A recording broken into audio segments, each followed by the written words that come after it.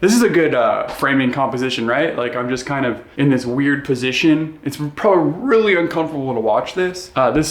No, we can't do this right now. Last time I uploaded a video to youtube.com, I posted about losing a 5-inch drone. And if anybody is still wondering, or anybody who has no idea what I'm talking about, it's gone still. It's still gone, so that's good.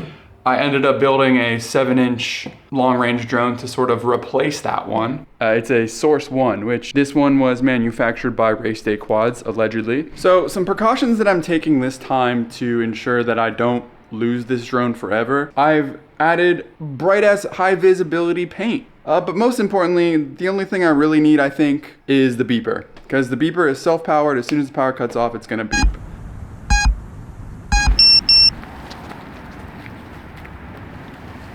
I'm trying to document this whole entire process of long-range flight. I've been trying to do a long-range video for the past 75 years, and I think I've finally gotten to the point where I'm like, all right, I have a solid rig. I'm ready to rock this thing out.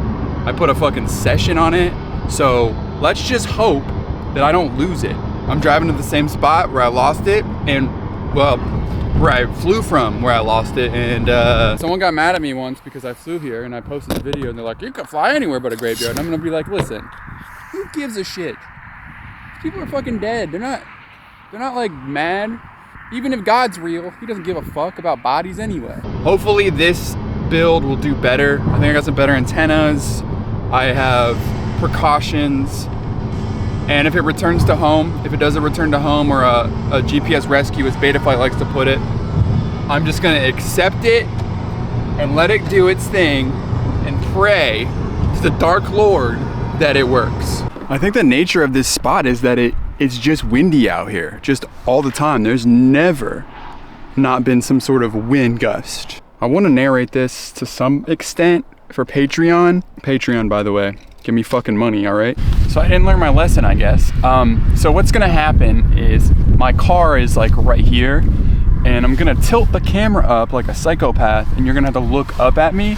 It's the only way I can block the wind is with the door in the car, and there we go. Hey, how you guys doing down there? You doing okay down there? That's good. So I'm gonna stand here, and I'm gonna just, obviously you're not gonna see the whole thing because, that's bad for retention. Yeah. All right, I won't. No, I'm just doing some checks on it.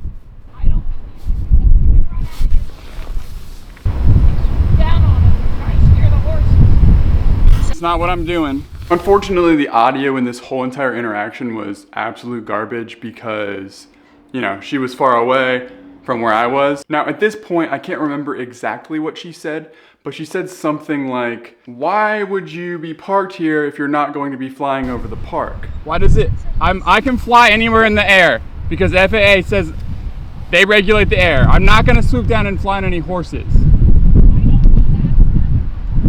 Well, it wasn't me.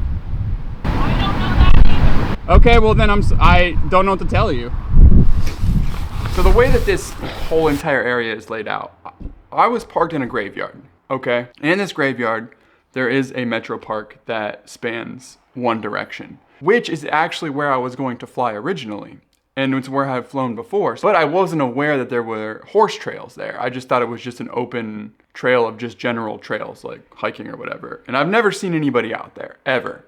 Well, you're getting mad at me about something that's happened to somebody with somebody else, so I don't know.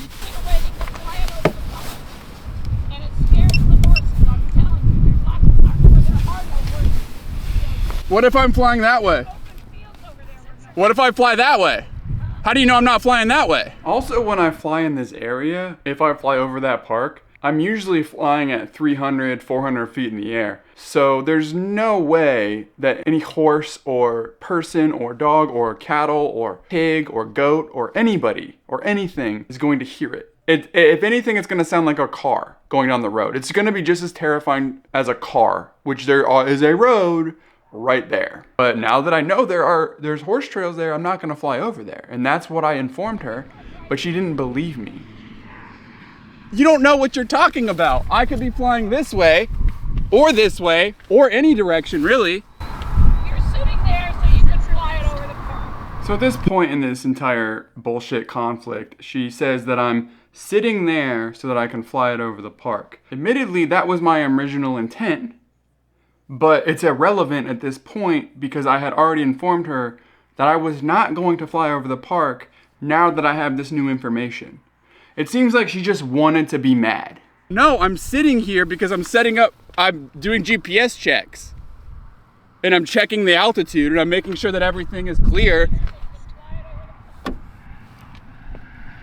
You just know everything, don't you? So I was able to actually fly it that day in the same area. I just went to a different place to take off. And I was having some issues with GPS rescue. It was acting weird. So I decided to come back home and do some settings in beta flight.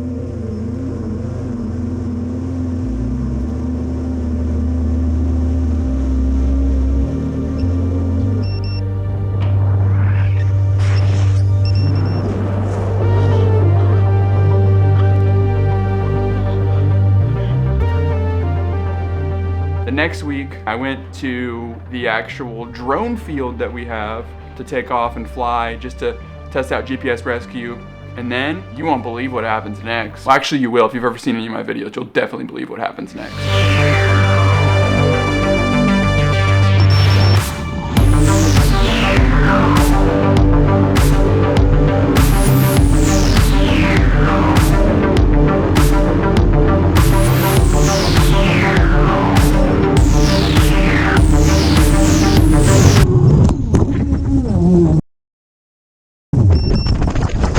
So what had happened is I don't really know what had happened here, but it death spiraled. But I know where the coordinates are because I'm smart.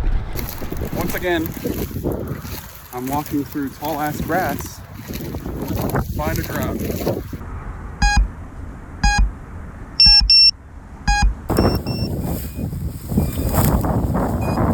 There she is. What happened? Dude, the motor came off. What the fuck? What happened? How did this happen? That's why I crashed. This was not my fault. Well, it might have been my fault, but it was less my fault and more just the motor coming off in the middle of the air probably. I think the screws came loose or something, and maybe they weren't long enough. Maybe I only had 2 in there. You never know. I knocked you out last time? Yeah. How'd that make you feel? I gotta be honest, when Scott knocked me out of the air, I was like personally offended.